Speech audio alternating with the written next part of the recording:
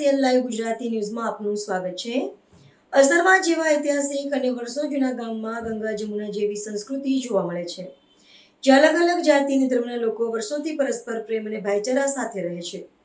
પરંતુ ગામમાં કેટલાક અસામાજિક તત્વો અને માથાભારે વ્યક્તિઓની દાદાગીરીના કારણે અશાંતિ અને ભાઈચારાના માહોલને ઠેસ પહોંચી રહી છે।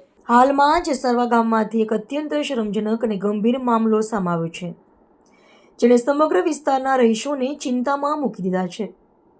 જે વ્યક્તિ દ્વારા આ કૃત્ય કરવામાં આવ્યું છે તેના પર અગાઉથી જ કાયદાની ગંભીર કલમો જેમ કે IPC કલમ 307 હેઠળ ગુનાઓ નોંધાયેલા હોવાનું ચર્ચાઈ રહ્યું છે। આ વ્યક્તિ અગાઉ પણ અનેક સામાન્ય નાગરિકો પર ત્રાસ ગુજારતો રહ્યો છે। 2 દિવસ પહેલા ગામના જ એક સામાન્ય પરિવારના વ્યક્તિ જે પોતાની રોજીરોટી ચલાવવા માટે નાસ્તાની લારી ચલાવે છે અને ઈંડા વેચીને પરિવારનું ગુજરાન ચલાવે છે, તેના માથાભારે શખ્સે નિશાન બનાવ્યો।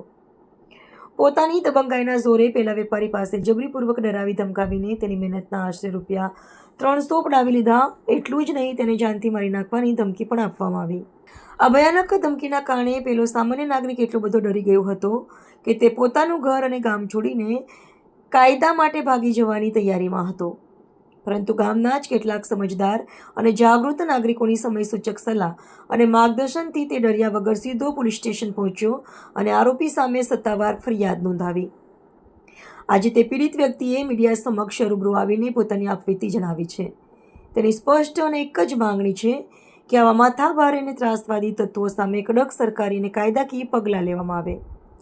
ગામના સામાન્ય અને નિર્દોષ નાગરિકો ભયમુક્ત બનીને પોતાના ધંધા રોજગાર કરી શકે તેવું સુરક્ષિત વાતાવરણ પૂરું પાડવામાં આવે। આવા અસામાજિક તત્વો સામે જો સમયસર કડક પગલાં નહીં ભરાય તો સામાન્ય માણસના કાયદા પરનો વિશ્વાસ ડગમગી શકે છે।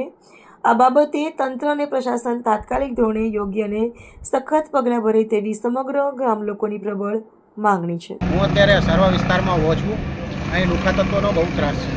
અવારનવાર લોકોને હેરાન કરે છે, છરા મારીને પૈસા ઉઘરાઈ લે છે। અમુક લોકો અહીં આપણી પાસે ઊભા છે, જેમને તકલીફ પડી છે તો એમની પાસેથી જાણી।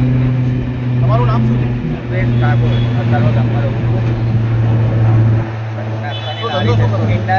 નાસ્તાનું સવારનાં ધંધો કરું છું। ગલ્લા લારીમાં પૈસા લીધા। કેટલા લીધા? 400, 300, 400, 500 રૂપિયા જેવું લૂંટપાટ કરી સાહેબ કચરો બતાવ્યો કે હું તને જાનથી મારી નાખીશ અને એવી બધી ધમકી હાલતા હતા અને એ લોકો જોડે બહુ લુખા છે અને બહુ નુકસાન કરવાનું છે। અચ્છા, તમારા ઘરમાં કોણ કોણ છે? મારા મમ્મી, મારા પપ્પા અને હું જ ઘર ચલાવું છું સાહેબ। તમારા તમે હું એકલો।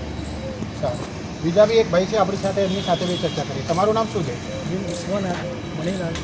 મારા સાહેબ અભિષેકમાં આવો બનાવ બન્યો હતો કે અમે લોકો ઉપર હતા અને કાંચો અને નયન, આનું નામ અમની અંધો છે સાહેબ, પણ અમે લોકો જતા હતા તો અમને છરી બતાવી બે અમારા એક જ લાઠીના છે, કાનો કરી અને અમને મારવા લાગ્યા। છરી હતી સાહેબ આટલી અને અમારા ઉપર હુમલો કર્યો એમ। એટલે બીજા કાનાના ભૂલમાં તમને મારી દીધા? હા, એને લાગ્યું છે સાહેબ। બરાબર, કેસ થયેલો છે? કેસ થયેલો છે સાહેબ। કઈ સાલમાં થયેલો છે? 2026માં થયેલો છે। ઓકે, તમને ક્યાં ઘાવ માર્યા છે બતાવશો? અને અહીંયા પેટને વાગેલું છે સાહેબ। બતાવો ને। આ જુઓ, એમને પેટ ઉપર ઘા માર્યા છે, એના નિશાન હજુ પણ છે। આવા તો અનેકો બનાવ છે, ઘણા બધા કેસો બન્યા છે। બીજા બી એક ભાઈ આપણી સાથે હાજર છે, એમની સાથે બી ચર્ચા કરીએ। તમારું નામ શું છે? મારું નામ હર્ષદ છે। હર્ષદભાઈ, તમારી સાથે શું બનાવ બન્યો હતો? મારી જોડે જે એના જોડે થયું ને, અમે બંને જોડે જ હતા અને મને પણ ઘા વાગ્યા છે। એટલે એક જ દિવસે બે જણાને ઘા એક જ માર્યા? દિવસ અચ્છા। મુકાગીરી વધારે ચાલે છે, ડ્રગ્સ ને બધું ગાંજો માજો બધા પૂછેલા હતા ને એમને છરી બી પણ ભરાઈ દીધી ને એમને મને ઉપર 2 ઘા માર્યા અને નીચે આવી મને પાછો બીજો ઘા માર્યો, એટલે ટોટલ મને 3 ઘા માર્યા છે ને એમને બી પણ જોડે 3 ઘા માર્યા છે। જો સાહેબ, એટલે આ પહેલાથી રીડો ગુનેગાર છે? આ પહેલેથી।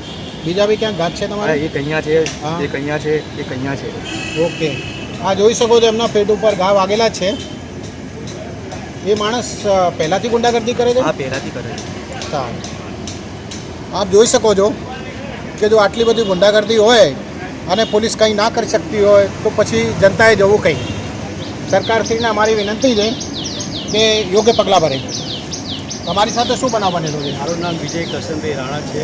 મારા પર ખોટા આક્ષેપો લાગેલા છે કે એ દિવસે રાતે હું કિડની પેશન્ટ છું અને એ દિવસે હું રાતે નીચે આવ્યો તો એ પોતે એક્સિડન્ટ કરી MD પીને આવ્યો અને ઝપાઝપી થઈ, એમાં હું જોવા ગયો તે મેં મારું કેસ એને મારું નામ લખાડ્યું કેસના અંદર અને મને ખામ મને ફસાઈ નાખ્યો અને એના અંદર કેટલાય લોકો બી ઇન્વોલ્વ છે. અને હું તો પ્રશાસનને એવી વિનંતી કરું છું કે ભાઈ જલ્દ આ રીડો ગુનેગાર પકડાય અને પોતે 307ની બે વાર એના પર લાગેલી છે અને પોતે ગુનેગાર થઈને પાછો એ આમ કહે છે કે હું એક સીધો વ્યક્તિ છું. તમે અવારનવાર ઝઘડો કરતો ફરે છે, આજુબાજુ એક્સ્ટ્રો મારતો ફરે છે, દારૂ પીને દંગા બહુ દંગા પછાડ બી કરે છે. તો હું તો વિનંતી કરું સાહેબ કે પોલીસ પ્રશાસનને તમે આવા રીડો ગુનેગારની મદદ ના કરો, તમે એને પકડો જલ્દી જલ્દ. બસ મારી એવી જ આપને વિનંતી છે. હું એક કિડની પેશન્ટ છું અને એ મારા પર ખોટા આસ્પેક્ટ લગાવેલા છે. આજથી બહુ પહેલાં એ વિડીયો બનાવ્યો છે, મારો બહુ 5-10 વર્ષ પહેલાંનો વિડીયો છે અને અત્યારે તો હું કિડની પેશન્ટ છું. અભ્યાસ 2-4 દિવસ પહેલાં હું એડમિટ હતો અને એ ખોટા મારા પર આસ્પેક્ટો લાગેલા છે સાહેબ. બસ મારે આપની એટલી જ નર્મ વિનંતી છે સાહેબ.